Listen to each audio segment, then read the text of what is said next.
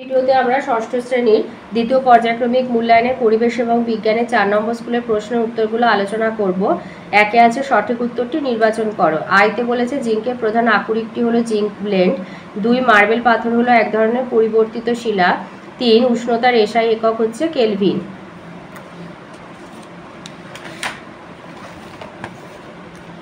4 বলেছে ইলেকট্রিক ইস্ত্রি চালু করলে শক্তির রূপান্তর যেভাবে হয় তড়িৎ শক্তি তাপ শক্তিতে রূপান্তরিত হয়। 5 বলেছে খাতা দুটো পাতার মাঝে জোরে ফুঁ দিলে কাগজের পাতা দুটো জোড়া লেগে যাওয়ার কারণ হলো বার্নৌলির নীতি। 6 হৃৎপিণ্ডের সবচেয়ে বড় কুঠুরি বাম নিলয়। 7 আমাদের মুখের লালায় জীবাণু ধ্বংসকারী যে পদার্থটি থাকে তা হলো লাইসোজাইম। 2 আছে অতি সংক্ষেপে উত্তর দাও। আই বলেছে একটি হিঞ্জ অস্থিসন্ধির উদাহরণ দাও। এটা তোমাদের বিজ্ঞান বইয়ের 123 পৃষ্ঠায় রয়েছে।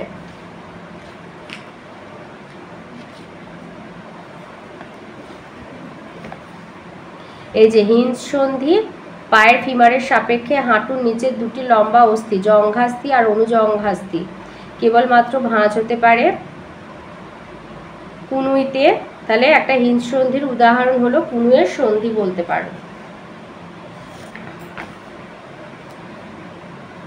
অথবাতে আছে একটি আন্তর্জন্তীয় পেশির নাম লেখো পাকস্থলীর পেশি। 2 দিয়েছে শূন্যস্থানে সঠিক শব্দটি লেখো চাপ সমান বল ভাজিত ক্ষেত্রফল। 3 একটি টানা বলের উদাহরণ দাও। ড্রয়ার বের করা। 4 কোনো বস্তুর ভর কোন যন্ত্রের সাহায্যে মাপা হয় সাধারণ তুলা যন্ত্র বা দাঁড়িপাল্লা। 5 সিএনজির মূল উপাদানের নাম হলো মিথেন। 3 আসি। 3 আইতে বলেছে আগ্নেয়শিলা কয় প্রকার এবং কি কি, এটা তোমাদের বইয়ের 55 পাতায় রয়েছে। আগ্নেয়শিলা হচ্ছে 3 প্রকার। এই যে 3 রকমের আগ্নেয়শিলা ব্যাসল্ট গ্রানাইট এবং পিউমিস। তাহলে আগ্নেয়শিলা 3 প্রকার ব্যাসল্ট গ্রানাইট আর পিউমিস। অথবাতে বলেছে জীবাশ্ম জ্বালানি বা ফসিল ফুয়েল বলতে কি বোঝায়, এটা তোমাদের বইয়ের 61 পৃষ্ঠায় রয়েছে। এই যে লিখবে যে আরেক রকম জ্বালানি কয়লা পেট্রোলিয়াম আর প্রাকৃতিক গ্যাস নানা ধরনের জীবের দেহাবশেষ থেকে এগুলো তৈরি হয়েছে। তাহলে লিখবে যে কয়লা পেট্রোলিয়াম প্রাকৃতিক গ্যাস নানা ধরনের জীবের দেহাবশেষ থেকে এগুলি তৈরি হয়েছে। জীবের দেহাবশেষ কিন্তু 100-200 বছরে জ্বালানিতে বদলে যায়নি, অনেক কোটি বছর সময় লেগেছে। সেই কারণে কয়লা পেট্রোলিয়াম আর প্রাকৃতিক গ্যাসকে বলা হয় জীবাশ্ম জ্বালানি বা ফসিল ফুয়েল। 3 2 নম্বর প্রশ্ন কোনো বস্তুর আয়তন বলতে কি বোঝো আর আয়তন মাপা হয় কিসের সাহায্যে, এটা তোমাদের বইয়ের 68 পৃষ্ঠায় রয়েছে। এই যে আয়তনের পরিমাপ এই অংশে আছে। তাহলে আয়তন কাকে বলে এইখান থেকে বলবে, এইখান থেকে এতটা, যে কোনো বস্তু যতটা স্থান দখল করে থাকে তাকে ওই বস্তুর আয়তন বলা হয়। আর আয়তন মাপা হয় আয়তন মাপনী চোঙের সাহায্যে আমরা আয়তন মাপতে পারি। 4 আইতে বলেছে আমাদের শরীরে পুঁজ কিভাবে গঠিত হয়, এটা রায়মার্টিনের 231 পৃষ্ঠাতে রয়েছে। এই যে লিখবে পুঁজ যেখানে কোনো ক্ষতস্থানে এটা তৈরি হয় কখন দেখা যায়, যখন ফোঁড়া বা কাটা জায়গার মধ্যে জীবাণু ঢোকে। আর কেন দেখা যায়, রক্তের মধ্যে থাকা জীবাণুনাশক শ্বেত রক্তকণিকা জীবাণুগুলিকে মেরে ফেলে, সাদা তরলের মতো চামড়া থেকে বেরিয়ে আসে, তাকে আমরা পুঁজ বলি। ওর অথবাতে আছে রক্তের 3 ধরনের কণিকার একটি করে গুরুত্বপূর্ণ কাজ লেখো, এটা রায়মার্টিনের 239 পৃষ্ঠায় রয়েছে।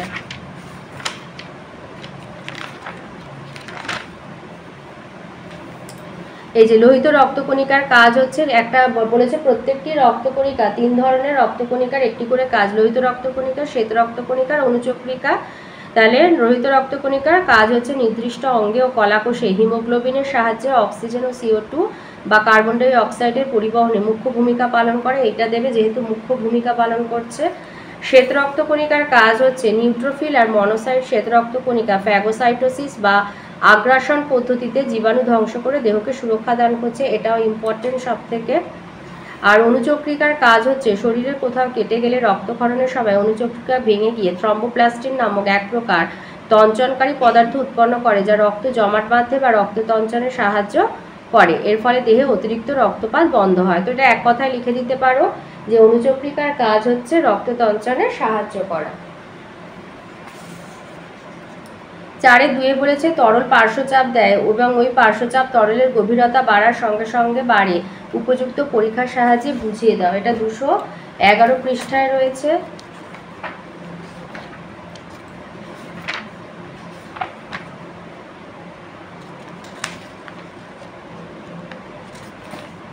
এই যে তরলের গভীরতা বাড়লে চাপ বাড়ে। তাহলে উপকরণ হচ্ছে 1 মুখ খোলা একটি পাত্র, 2 জল, 3 মোটা পেরেক, 4 কর্কের ছিপি আর 5 অনুভূমিক টেবিল।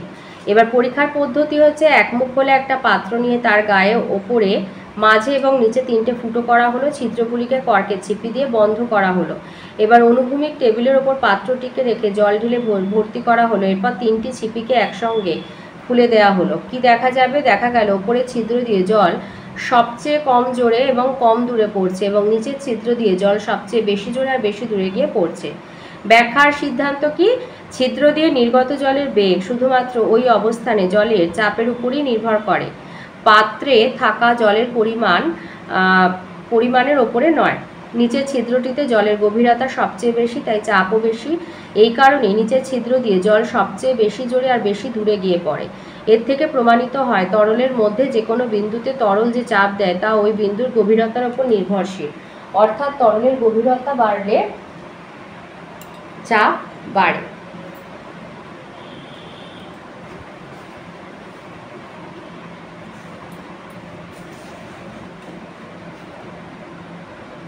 তিনে দিয়েছে খাদ্য শৃঙ্খল কাকে বলে? একটা নির্দিষ্ট খাদ্য শৃঙ্খলের উদাহরণ দাও। এটা তোমাদের বইয়ের 93 পৃষ্ঠায় রয়েছে।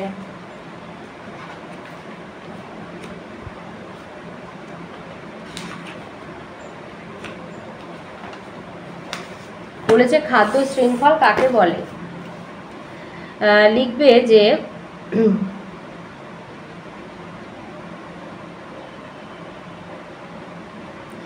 একটি প্রাণী একবার অন্য উদ্ভিদ বা প্রাণীকে খাদ্য হিসাবে গ্রহণ করবে, তখন সে খাদ্য। আবার পরে সেই প্রাণীটা নিজেই হয়তো অন্য কোনো প্রাণীর খাদ্য হবে। এরকম পর্যায়ক্রমিক খাদ্য-খাদক সম্পর্কযুক্ত শৃঙ্খলকেই খাদ্য শৃঙ্খল বলা হয়। এইখান থেকে বলবে যে একটি প্রাণী একবার অন্য উদ্ভিদ বা প্রাণীকে খাদ্য হিসাবে গ্রহণ করবে, তখন সে খাদ্য।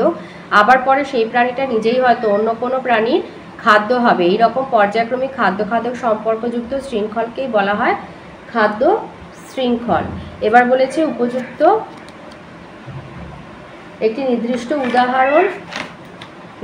খাদ্য শৃঙ্খলের উদাহরণ দাও। নির্দিষ্ট খাদ্য শৃঙ্খল বলতে পারো যে তোমার হচ্ছে এই যেরকম উদ্ভিদ, ঘাসফড়িং, ব্যাং, সাপ, ময়ূর, বাঘ। উদ্ভিদ, ঘাসফড়িং, ব্যাং, সাপ, ময়ূর, বাঘ, এটা হচ্ছে খাদ্য শৃঙ্খলের উদাহরণ। অথবাতে আছে পুষ্টি স্তর বা ট্রফিক লেভেল কাকে বলে আর লিন্ডেম্যানের 10% সূত্রটি ব্যাখ্যা করো। এটা আছে বইয়ের 94 পাতায়। ট্রফিক লেভেল কাকে বলে? বলেছে পুষ্টি স্তর বা ট্রফিক লেভেল কাকে বলে? খাদ্য পিরামিডের এক একটা ধাপকে বলা হয় পুষ্টি স্তর বা ট্রফিক লেভেল। আর 95 পৃষ্ঠায় লিন্ডেম্যানের 10% সূত্র এই যে রয়েছে। প্রতিটা ট্রফিক লেভেলে গৃহীত শক্তির প্রায় 10% ওই পুষ্টি স্তরের জীবদের দেহ গঠনের কাজে লাগে, যা পরবর্তী ট্রফিক লেভেলের জীবেরা গ্রহণ করতে পারে। তো এই ছিল আজকের আমাদের ষষ্ঠ শ্রেণীর দ্বিতীয় পর্যায়ক্রমিক মূল্যায়নের পরিবেশ বিজ্ঞানের 4 নম্বর স্কুলের প্রশ্নের উত্তর দিয়ে।